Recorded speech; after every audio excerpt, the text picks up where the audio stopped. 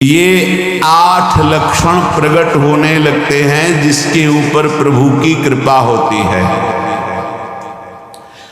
हमारे ऊपर प्रभु की कृपा है, ये हम कैसे पहचाने? तो ये 8 लक्षण प्रकट होने लगते हैं जिस पर हरिजू की प्रियाजू की कृपा है। पहला, घोर अपराध करने वाले के प्रति भी दया की भावना, शांति पहला लक्षण है। भाव में भी पहले शांत भाव है। हमारे ऊपर श्री हरिजू की कृपा है, इसकी पहचान ये 8 लक्षण। पहला, शांति, अर्थात घोर अपराधी के प्रति भी गुस्सा ना क्षमा करना, ये हरि की कृपा का लक्षण है।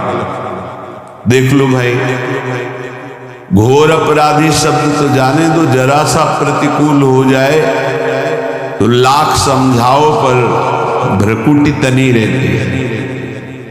ईर्ष्या, द्वेष, मात्सर्य, द्रोह, ये उपासक के हृदय की विषय नहीं, ये तो गंदे विषयी पुरुषों के हृदय के लक्षण हैं। जहां ईर्ष्या है, मात्सर्य है, द्वेष है, द्रोह है, ये कुमति के लक्षण है, सुमति के लक्षण नहीं, ये हरि कृपा पात्र के लक्षण है। आपसे जो अपराध कर रहा है, द्रोह कर रहा है, आपका क्षमा बल ये हरि प्रसाद से होता है। शांति, क्षमा बल, शांति, सह गया, क्या करूं, सहना ही पड़ेगा क्योंकि भगवत मार्ग में वो ऐसा नहीं होता। शांति, बुरा ही नहीं लगा, हरि कृपा पात्र को बुरा ही नहीं लगा। उमा संत के यही बड़ाई, मंद करत जो करे भलाई, ये सीधा शांति की व्याख्या है। अपने यहां मंगल गान में, करत जे अनशहन निंदक तिनहु पे अनुग्रह कियो, ये है हरि कृपा, ये है आचार्य कृपा, गुरु कृपा। अपराधी पर भी क्षमा का भाव होना, भला ऐसा है? अपराधी पर भी क्षमा का भाव होना, ये हरि कृपा पात्र में ही होगा, अन्य में नहीं। तो अगर अपने हृदय में ऐसा लगे कि ऐसा नहीं है तो हरिजू से प्रार्थना करनी चाहिए कि कृपा करो, मेरे में सामर्थ्य आवे।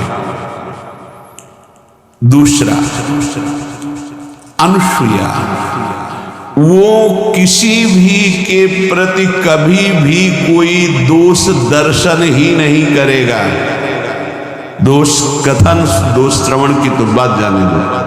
अनुसूया, दूसरों के गुणों में दोष ढूंढना, ये नहीं होता, हरि कृपा पात्र में नहीं होता। ये सब भजन के नाश करने वाले, जैसे पहला अपराधी पर क्रोध कर देना,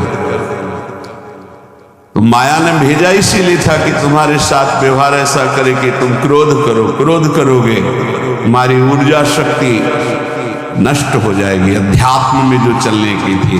और कहीं तुमने संकल्प कर लिया तो भजन शक्ति नष्ट हो जाएगी। तो अगर भजन बल है तो गया, जरूर उसको दंड मिलेगा, पक्का मिलेगा, 100% मिलेगा, लेकिन आप खाली हो गए। ना भजन करने की वृत्ति रहेगी और ना भजन रहेगा।